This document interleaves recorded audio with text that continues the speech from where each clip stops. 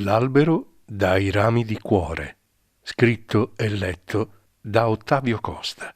Capitolo sesto. Una fatale imprudenza. Jack era lì, lo stava aspettando. Il vento ora non fischiava più, urlava, mentre gli schizzi di spuma marina candida e fredda come fiocchi di neve gli inzuppavano il viso. Ma lui avanzava, intrepido e risoluto. Nulla avrebbe potuto fermarlo. Il faro. Il faro era la cosa più importante. Questa è la vita del guardiano del faro.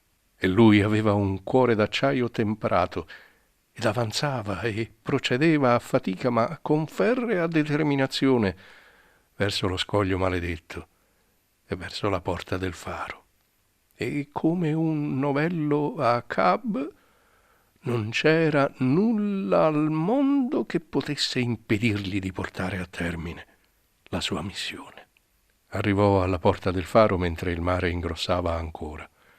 Come aveva progettato, si precipitò al quadro elettrico di emergenza e portò a termine poi tutte le manovre che andavano fatte.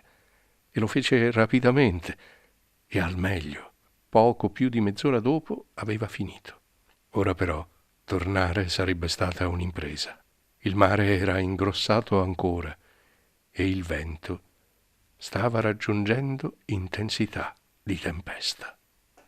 Max inforcò risoluto il ponticello per tornare, con le braccia ben tese e le mani strette ed ancorate alle corde passamano.